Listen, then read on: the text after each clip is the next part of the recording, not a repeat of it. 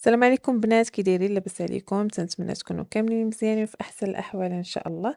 كنتمنى تابوناو عندي وتبارطاجيو الفيديو. مرحبا بكم صحابكم. وكنتمنى تابوناو، هذا فضلا وليس امرا، يعني ماشي كنتامر عليكم، يعني كنطلب منكم باش تابوناو عندي.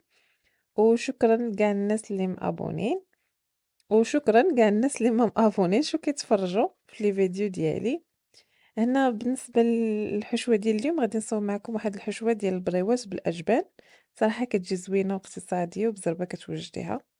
هنا خديت واحد البصيلة شلطتها كما كتشوفوا، درتها فوق مع شوية ديال الزيت ودرتها كتشحر فوق البوطة.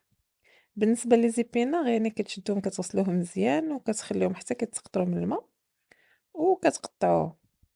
انا هنا هاد الكميه اللي عندي نص كيلو، واخا كتبان لكم نص كيلو راه بزاف، ولكن راه ملي كيطيبوا كيوليو غير شويه، ما كيبقاوش هكا في هاد القياس هذا، راه كيوليو غير شويه.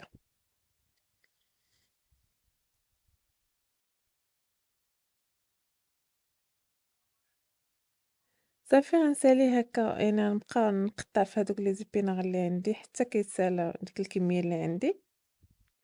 صافي ملي كنساليهم كنديرهم على هذيك البصله اللي درت فوق البوطه وكنخليهم حتى كيهبطوا مزيان. كنضيف عليهم شويه الملحه وشويه البزار وكنديرهم في هاد الصفايه باش كيتسقطروا من الماء. بالنسبة للفرomاج أنا عندي هنايا 350 غرام ديال الفرomاج حمر محكوك، عندي 16 قطعة ديال الفرomاج مثلث، واستعملت هنايا 600 غرام ديال هداك الفرomاج كما كتشوفوا ديال الكيلو. يعني تقدروا تستعملوا أي نوع ديال الفرomاج عندكم. صافي وكنبدا كنخلط هداك يعني هداك الفرomاج مع هداك لي زبيناغ اللي عندي.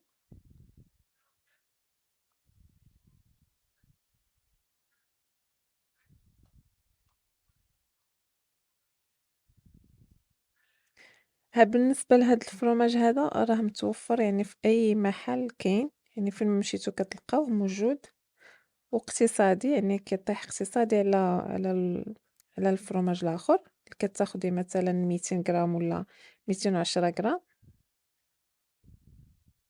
هنا تقريبًا درت شي 600 ولا 700 غرام ديال الفرomاج.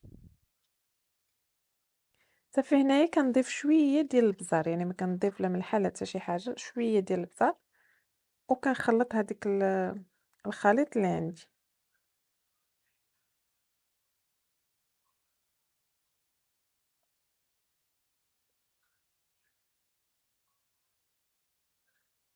كنبقى نخلّط حتى كيتخلط ليا، يعني كيتخلط هداك الفرomاج كامل مع بعضياتو. صافي كنبقى نخلّط على هاد الشكل هذا كيما تشوفوا. تقدروا تضيفوا أي إضافات بغيتو. أنا سبق لي وحطيت معكم واحد الفيديو ديال نيت البريبات بالأجبان ودرت معاهم لا دانت فيمي، يعني تقدروا تضيفوا لا دانت فيمي ولا سوغيمي ولا اللي بغيتو، يعني نتوما اشنو بغيتو ديروهم غير هكا حتى هما كيجيو زوينين بزاف. صافي هنا من بعد ما ساليت الخليط ديالو غادي ندوز للورقة، كنحسب يعني كنشوف العبار اللي بغيت أنا على حساب شنو بغيتو بريوات كبار، بغيتو بريوات صغار على حساب، ولكن هاد القياس هذا كيجي زوين بزاف.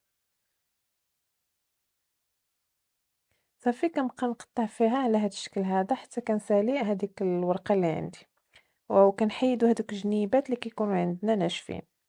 دائما الورقة كنديرو الحرشة هي اللي الفوق، والجهة اللي ملسة هي اللي كتجي على سطح العمل، يعني باش كتجيكم الورقة ديالكم فينية، عفوا البريوة ديالكم فينية، ما كتجيش حرشة من برا.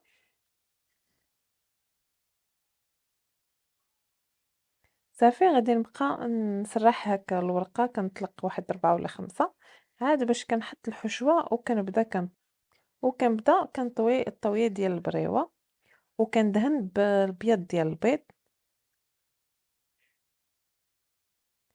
كما كتشوفوا كنحط واحد المعلقة كبيرة ديال الحشوة وكنبدا كنلوي، وواخا هكا كنبدا نزير شوية يدي باش ما تخرجش ديال الحشوة فاش كنكون كنطيب فيها.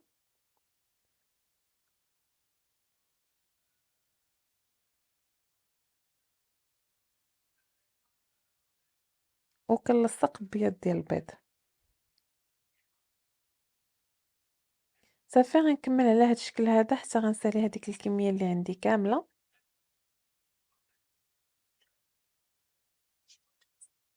هنايا ضروري كتحيدوا الزوائد اللي لقيتو، يعني في الطوية ديالكم جاتكم هي هذيك كتخليوها، جاتكم شوية ديال الفائض ديال الورقين، راك كتحيدوا داك الزائد اللي كيكون وكتقادوها باش كتجيكم فينية.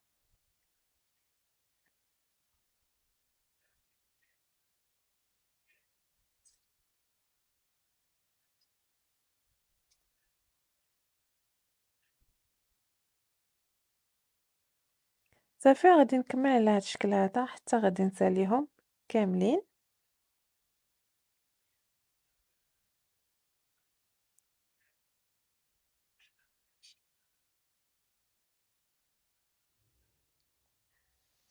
هذا هو الشكل النهائي ديالهم من بعد ما ساليتهم، يعني أنا احتفظت بهم في المجمد. الوقت اللي بالنسبة للطريقة ديال الاحتفاظ ديالهم في المجمد، يعني الوقت اللي كتبغيوهم كتجبدوهم إما الفران ولا الزيت كيكونوا سخانين بزاف، كيما كتخرجوهم ما كتخليهمش حتى كيطلقوا، يعني كتخرجوهم نيشان للفران ولا للمقلة، ما كتخليهمش يهبطوا عاد باش تقليوهم. وهذا هو الشكل النهائي ديالهم كيفاش كيجيو، الصراحة كيجيو زوينين بزاف. كنتمنى الفيديو ديال اليوم ما يكونش طويل عليكم بزاف، كنتمنى تابوناو عندي وتبارطاجيو الفيديو مع حبابكم وصحابكم. بالصحة والراحة، السلام عليكم.